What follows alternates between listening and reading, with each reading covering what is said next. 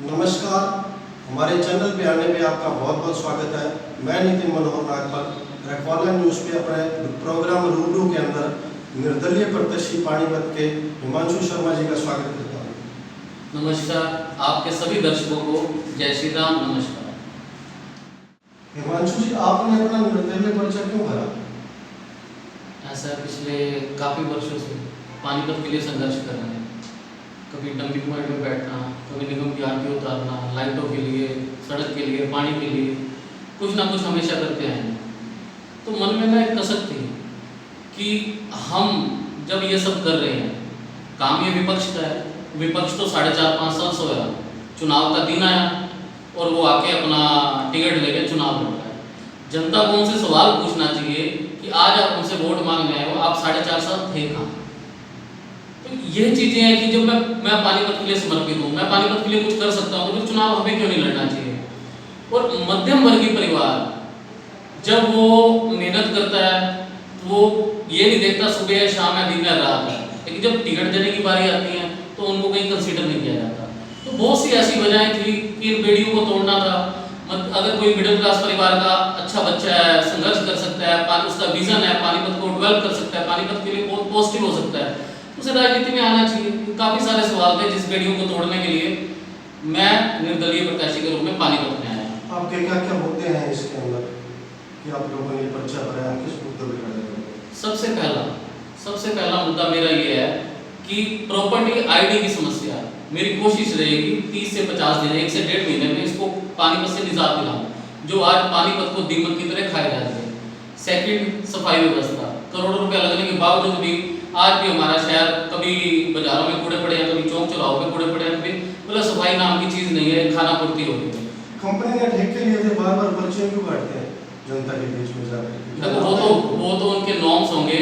सफाई के साथ जो घरों से डोर टू डोर वो कर रहे हैं तो वो उसका चार्ज होता है मेरे ख्याल 30 रुपये 50 रुपये। लेकिन ये भी तब होना चाहिए अगर आपका शहर साफ है।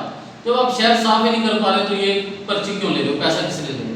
सफाई व्यवस्था के साथ हिमांशु जी आपकी और कौन से मुद्दे हैं जो पानीपत को बेहतरीन बना सकते हैं? अभी तक तो 1947 के बाद से अभी तक तो मूलभूत सुविधाएं हैं, जो हमारी बेसिक नीड्स है, वही पूरी नहीं हो पाई। सफाई, स्ट्रीट लाइट, सड़क के खड्डे, शिक्षा, चिकित्सा, ये नहीं हो पाया। तो मेरा एक और उसके बाद जो मेरा टारगेट रहेगा, मेरी ये दिली इच्छा है कि एक सरकारी स्कूल, बहुत सारे तो नहीं, वो तो समय के अनुसार होंगे, कम से कम एक सरकारी स्कूल मैं इस लेवल का बनाऊंगा कि वो प्राइवेट स्कूल के मुकाबले में हो, इंफ्रा में भी, स्टडी में भी और अदर एक्टिविटीज़ में भी एक गरीब का बच्चा भी अच्छी शिक्षा प्राप्त करके अच्छे लेवल पर पहुँच सके। क्या पानीपत एक बहुत ज़्यादा टेक्सटाइल इंडस्ट्री है, इस इंडस्ट्री के लिए आपने कुछ सोचा? जिस प्रकार हमारे यहाँ इंडस्ट्री है, एक्सपोर्ट हाउस है, कंबल मार्केट है, तो पानीपत एक ऐतिहासिक नगरी है और यहाँ पे सबसे बड़ा हैंडलूम हब है। उसके बावजूद भी डेवलपमेंट के नाम पे जीरो। सड़कें उनकी टूटी हुई हैं, सफाई व्यवस्था वहाँ जीरो है, डाइनिंग यूनिट का पता नहीं पानी कहाँ जा रहा है, नॉर्मल जो इंडस्ट्री है वहाँ पता नहीं पानी कहाँ से आ रहा है।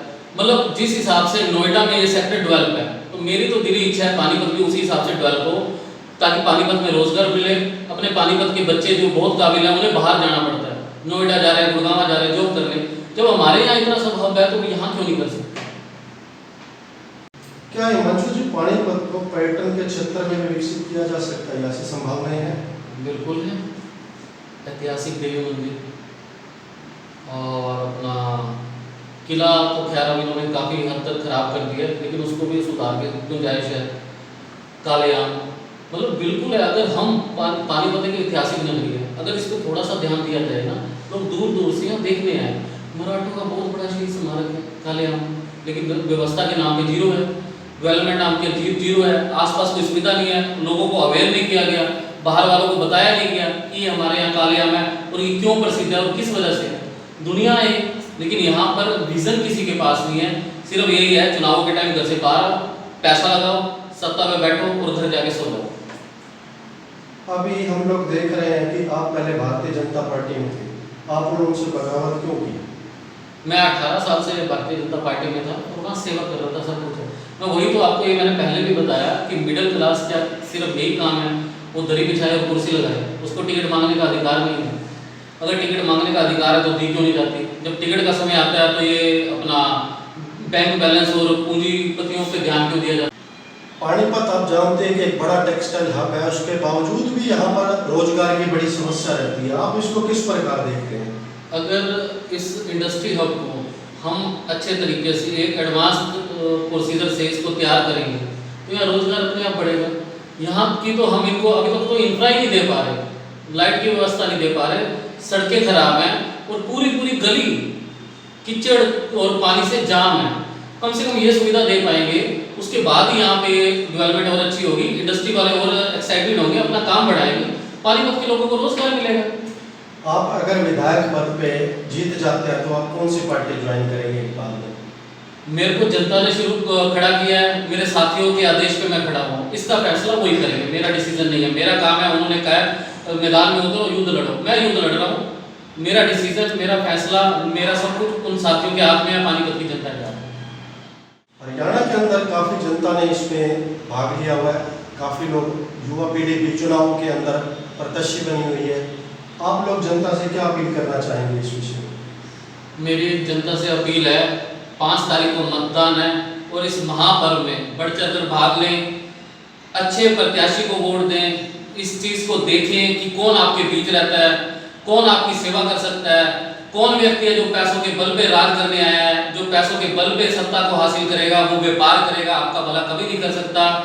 आप अपनी सूझबूझ से, समझ से पानीपत के लिए प्रत्याशी चुने जो आपकी सेवा में अगले 5 साल तक हाजिर रहे। और मेरी आप सबसे प्रार्थना है, मतदान जरूर करें। अभी आपने देखा कि हमने अपने चैनल के ऊपर हिमांशु शर्मा जी, एक निर्दलीय प्रत्याशी का इंटरव्यू लिया। इसके लिए हिमांशु जी आपका बहुत बहुत धन्यवाद।